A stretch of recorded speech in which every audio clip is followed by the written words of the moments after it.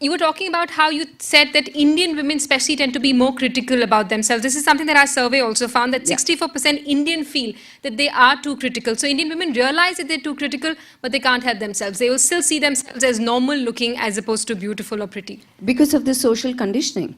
Unfortunately, beauty has always been associated with no brain.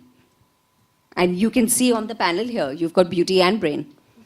So the connotation, the social connotations, the correlations that are made is that if someone's taking effort to style herself, look good, etc., that means, well, she's quite like a bimbette who possibly has nothing in the top story. So the connotations or the associations with beauty has been superficial, frivolous, bimbettish, and many more unfortunate things. There is also a connotation that if you are in a serious profession, you need to dress down so that people take you seriously.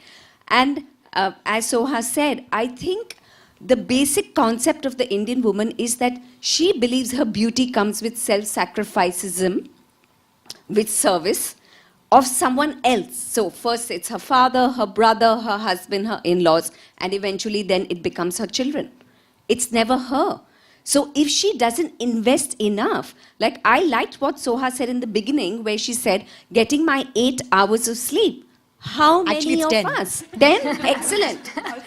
Yeah.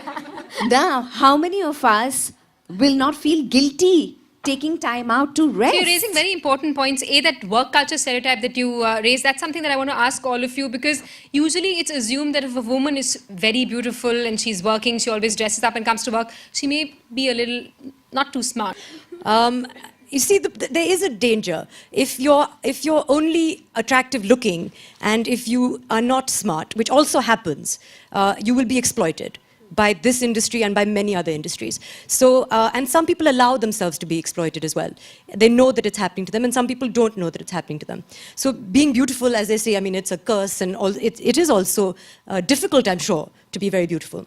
And there are many examples of people who are also, when you attach too much importance to just the way that you look, there are many examples of people who suffer from low self-esteem.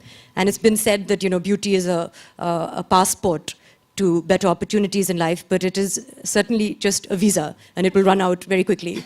But so I will say this, and I speak a lot on women empowerment and women joining the workforce professionally as entrepreneurs. I think the reason why we also see this parity is, or this comes about often, is because there are fewer of us. Okay, the ones that stand out. And this also comes from, and I speak often on this, is for some reason, as a gender, we're not very collective. You'll see, because there's such few of us, we tend to see each other as competitor first. So if it's me and, you know, another person, the first thing, a guy will high five if you go to a startup competition and congratulate the other one. The women will tend not to do that. And so it just so happens because there are fewer of us there. And the beautiful ones definitely in the pecking order get, you know, bashed up first before it gets to anyone else. That being said, the stereotype is changing. The Sheryl Sandbergs and Marissa Mayers of the world are changing that completely. They make no apologies for what they wear. You know, they dress pretty stylishly, they don't care. And so you see that changing, you see that happening. So from the average, they're actually kind of moving towards the other door and saying, it's all about me. And Ira, I want to ask you, is there, especially in Indian culture, is choosing beautiful seen as arrogance? Because a lot of times when you saw that video from India, there was a huge queue of women just walking into the average door, no one stepping out. And you know where this concept comes from is actually school days. You know, it's what we've been told all through our school days, like wear a long skirt, plait your hair, don't wear any of this stuff. You know, everyone must look the same. You know, because if you look any different, if you're doing something a little bit different than with your hair, you're told to go back and to change it immediately. You know, I remember even like, you know, your plait has to have a ribbon. Forget about everything else. And your socks have to be, yeah, but I just think that's where it all starts. You know, that's really where it starts, is that this is, I mean, for 12 years of your life, you know, you do this, is this is the way that you're supposed to be. If you stand out, or if you think that you're any different than anyone else, especially in the way that you look, that's not a good thing.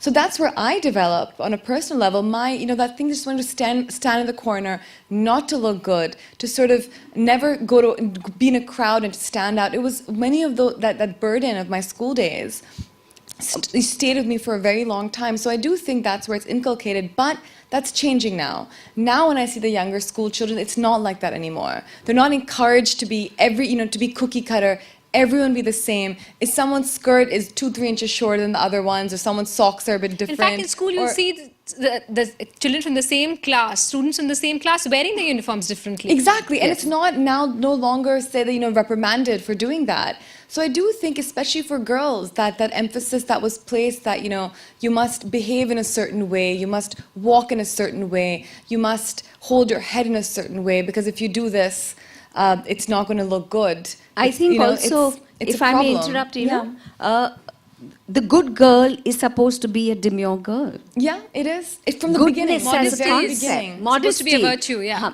Humbleness, humility are virtues in our countries, exactly like richness. I mean, if I say I want to be rich, people are going to raise their eyebrows and wonder. Okay, so on the same connotation, you've got good girls are supposed to be demure, shy. Okay, put their heads down, not look up, not make eye contact, and constantly, in one way, put themselves down. That, if it's going to be defined as goodness and that as a virtue, how many of us are going to want to feel beautiful? Absolutely. So I really feel that these concepts of beauty being something which should always be sort of kept in case, which shouldn't be thrown out to the world, and always maybe look average and feel average, is something that is inculcated from when we're very, very little. And maybe add to it the adjective purity. We're supposed to be pure. These are social connotations that are constantly reiterated over time. Of course, because you go from being a maiden to a wife to a mother, and how that happens, of course, is not played upon. But you just remain virtuous and pure You're through it. Sharmila Tagore's daughter. You're a mirror image of your mother. I'm not She's actually. Somebody I've got a lot of my father in me. but who's also who's a very good-looking man. Yes, that's true. Yeah. So you obviously somebody who must have been admired quite a bit. Why do you constantly stress on seeing yourself as not particularly beautiful? Firstly, I have no problems with self-confidence. I am a confident person, and I do feel I'm a good catch. But I also feel that, I was looking at it purely in terms of definition of what is, aesthetically, objectively beautiful. And I think that there are lots of people who are, there's a pecking order. Everything is relative. So there are lots of people who are more beautiful than I am, and there are lots of people who are not as beautiful as I am. So I look at it that way, but when I look at the other things, and I think that women also have a broader definition of what is attractive.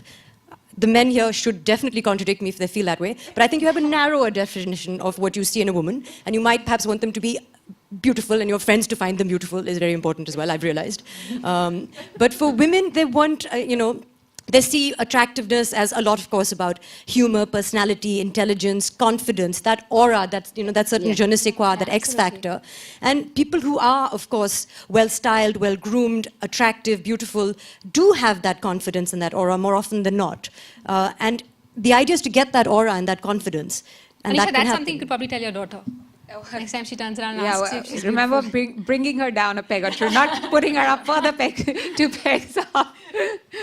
Okay, I also wanted to ask you, is there this feeling of guilt that women have if they spend too much time on themselves, if they've gone to a parlor, gone to a spa, spent some 3 hours there, especially a mother who probably thinks that she could have spent those 3 hours with her kids. Is that something that, do you think that guilt somewhere plays a role in spending time with oneself? Most definitely. I think woman in India equals guilt, because selflessness again is propagated as a virtue.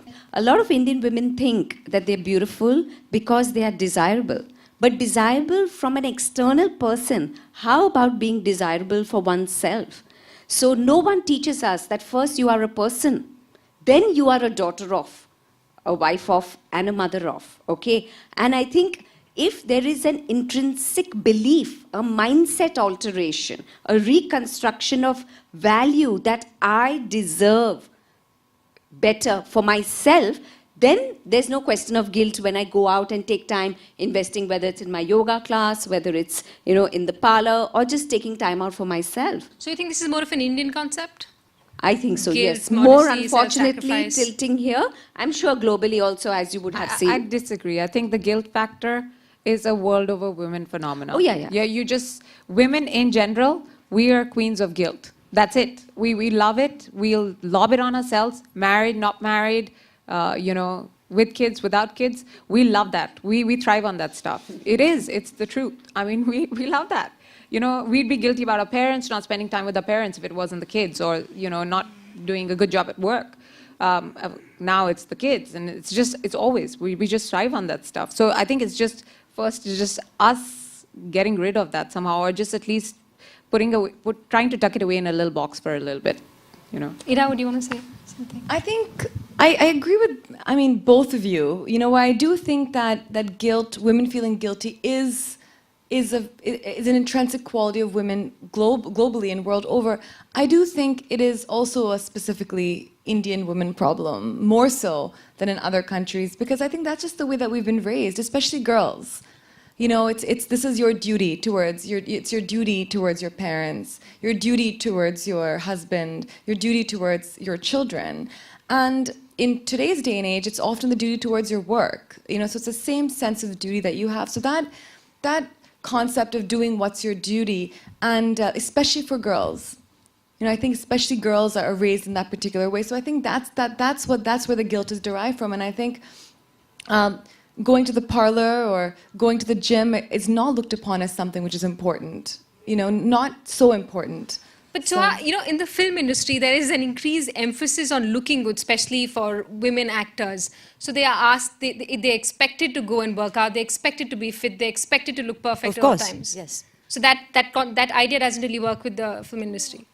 Well, of course, I mean, it's a glamour industry. So it's very important, especially for women, not so much for men, you will notice. Yes. Although that's changing now.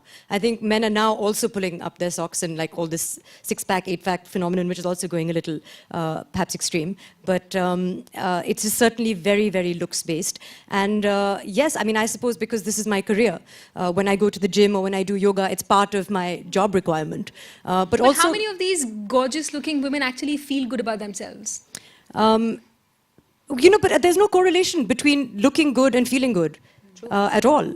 Yeah. And you've had some very beautiful, actresses talk about that very openly in the press recently and talk about struggling with depression and self-esteem and issues like that. So I think if you don't have a core that comes from something else, then you can be very easily shaken because... From self-worth, probably. Yes, and you do, for example, if you want your self-esteem shaken, you do a hair commercial.